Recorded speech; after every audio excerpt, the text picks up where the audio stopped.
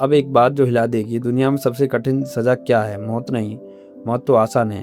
एक पल में ही हो जाती है सबसे कठिन सज़ा। नींद ना आने देना। चीन में, रूस में, हिटलर के जर्मनी में कैदियों को 15 दिन तक सोने नहीं दिया जाता था। 15 दिन। और उसके बाद वो इतने विक्षिप्त हो जाते थे कि वे खुद नहीं जानते थे वे कौन हैं, उनका नाम क्या है, उनका धर्म क्या है, उनका देश कौन-सा है, सब भूल जाते हैं और फिर जो भी सीखा ना हो लिखा दो, वो मान लेते हैं।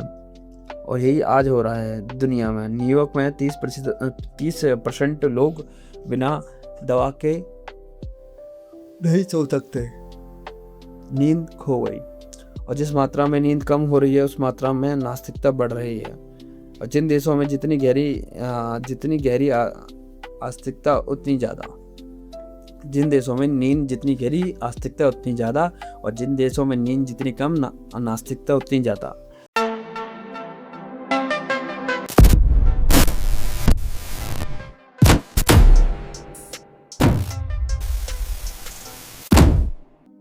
आखिरी बार तुम कब सच में सोए थे? मतलब वो नींद जिसमें सपना भी नहीं था, कुछ भी नहीं था, कुछ भी जो नहीं था, बस एक गहरी शांति। सुबह उठे और लगा आज बड़ा अच्छा लग रहा है। पर वो क्यों अच्छा लग रहा है यह पता नहीं है। रात को क्या हुआ यह याद नहीं है। बस एक ताजगी थी, एक सुबह की तरह, जब सूरज निकला हो, हवा हो, पंछी गाते हों, पर तुम वहाँ थे ही नहीं, बेहोश थे। तो यह ताजगी कहाँ से आई है? आज यही समझना है। और ये बात ध्यान से जुड़ी है, नामजप से जुड़ी है और मृत्यु से भी जुड़ी है। एक बगीचा है, फूल हैं, हवाएं हैं, सुगंध है, पंछी गाते हैं, सुबह का सूरज है, और एक आदमी जो बेहोश पड़ा है स्ट्रेचर पे। हम उसे उस बगीचे में ले जाते हैं। वो बेहोश है, पर बगीचे की हवाएं उसके नासाफुटों तक होके गई। पंछियों की गीत उसके कानों तक पहुँचे। सुगंध उसकी भीतर तो गई होगी, पर वो जान नहीं सकता। और जब वह वापस आया तो उसने पूछा, देखो बगीचा। उसने कहा, कैसा बगीचा? मैं तो बेहोश था। यही नींद है। हम रात को उस बगीचे में जाते हैं जहाँ ध्यान में कोई जाता है, पर बेहोश होकर। इसलिए सुबह ताजगी है, पर कुछ याद नहीं। हम परमात्मा के भीतर डूब जाते हैं रात को, हर रात, पर बेहोश। और ध्यान वही काम होश में करता है। नींद और ध्यान एक ही बगीचे में ले जाते हैं। फर्क सिर्फ इतना है, नींद में बेहोश पहुँचते हैं, ध्यान में जागकर। और जो जागकर पहुँचता है वो जान सकता है, देख सकता है, अनुभव कर सकता है। इसलिए नाम जप इतना ज़रूरी है। जब तुम राम राम जपते हो और ध्यान टिकाते हो, तो वो नींद जैसी गहराई पर होश के साथ मिलने लगती है। वो ताजगी जो सुबह मिलती थी पर याद नहीं रहती थी, नाम जप में वो ताजगी होश के साथ मिलती है। जो होश के साथ मिलती है वो बदल देती है सब कुछ। पर अब एक बात जो हिला देगी, दुनिया में सबसे कठिन सज़ा क्या है? मौत नहीं, मौत तो आसान है। एक पल में ही हो जाती है सबसे कठिन सज़ा। नींद ना आने देना। चीन में, रूस में, हिटलर के जर्मनी में कैदियों को 15 दिन तक सोने नहीं दिया जाता था। 15 दिन। और उसके बाद वो इतने विक्षिप्त हो जाते थे कि वे खुद नहीं जानते थे वे कौन हैं, उनका नाम क्या है, उनका धर्म क्या है, उनका देश कौन-सा है, सब भूल जाते हैं और फिर जो भी सीखा ना हो लिखा दो, वो मान लेते हैं। अमेरिका का सैनिक कोरिया के युद्ध में चीन में पकड़े, जगाए रखा, सोने नहीं दिया। अब वापस अमेरिका लौटे तो अमेरिका को गालियां देते हुए लौटे, कम्युनिज्म की तारीफ करते हुए। अमेरिका के मनोविज्ञान हैरान, उन्हें क्या हो गया। हुआ यह है कि जब नींद नहीं आती तो आदमी अपने जीवन के स्रोत से कट जाता है, और जो अपने स्रोत से कट जाता है उसे कुछ भी सिखाया जा सकता है। और यही आज हो रहा है दुनिया में। न्यूयॉर्क में 30% लोग बिना दवा के नहीं सो सकते। नींद खो गई।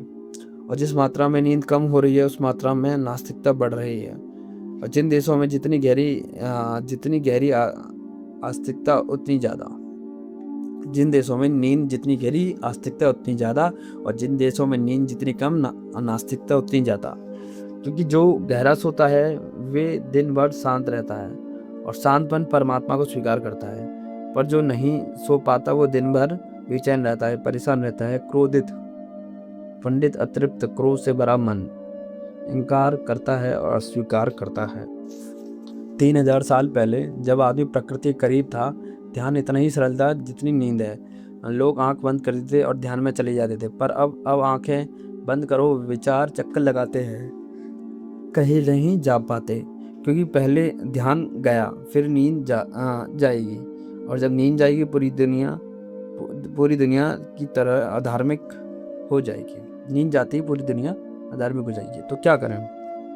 यही वो बात है जो आज सबसे ज़रूरी है। नाम जप करो सोने से पहले, राम राम, धीरे धीरे। जब कोई बच्चे की लोरी करती है, जब कोई माँ अपने बच्चे को लोरी गाती है, पर ध्यान के साथ, हर राम पर थोड़ा रुक है, पर धीरे धीरे नाम धीमा होगा, और एक पल आएगा जब नाम भी नहीं रहेगा, बस एक गहराई खालीपन, और उस खालीपन से जो बगीचे की हवा आएगी, वो सुगंध आएगी, वो ताजगी आएगी। पर इस एक बार हम होश के साथ, और यह जो होश के साथ मिलना है, यही मृत्यु पर विजय है। रुको, मृत्यु पर विजय का मतलब यह नहीं कि मृत्यु को जीत लेंगे। मृत्यु पर विजय मतलब ये मृत्यु का होना जान लेना। जैसे कोई अपनी छाया से लड़े और पागल हो जाए, और उससे कहे कि गौर से देखो, छाया है ही नहीं। वो देखे और हंस दे, और जाने कि मैंने छाया को जीत लिया। छाया को जीतना केवल अर्थ इतना ही है, छाया इतनी भी नहीं कि उससे लड़ा जाए। ऐसे ही जो मृत्यु को जान लेता है, वो जान लेता है कि मृत्यु है ही नहीं। मृत्यु एक शत्रु है, जो है ही नहीं, सिर्फ प्रतीक है। और जो मृत्यु से लड़ेगा वो पागल हो जाएगा, जो मृत्यु को जान लेगा वो जीत जाएगा। और इसका दूसरा मतलब है, अगर मृत्यु नहीं तो वस्तुतः हम कभी मरते ही नहीं। दुनिया में दो तरह के लोग हैं, एक जो जानते हैं कि वो नहीं मरते, दूसरे जो नहीं जानते। इतना ही फर्क है। और यही ध्यान सिखाता है, नाम जप सिखाता है।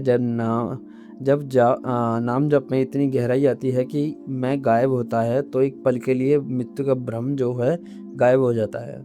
जो वहाँ बचता है, जो ना जन्मा ना मरा, वो हमेशा रहेगा। और उस एक पल के बाद सुबह उठकर वो ताजगी होती है जो नींद में मिलती है, पर अब होश के साथ, अब जानकर, अब पहचान कर। तो आज रात सोने से पहले जाके लेट जाओ, आंखें बंद करो, धीरे धीरे राम राम राम, जैसे कोई लहर आती है और जाती है। तो आती है राम, जाती है राम, और धीरे धीरे नाम धीमा होगा। अब एक पल के लिए बस एक गहराई, और बस एक गहराई आती है।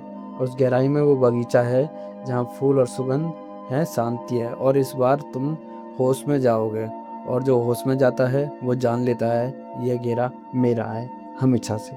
राम राम राम।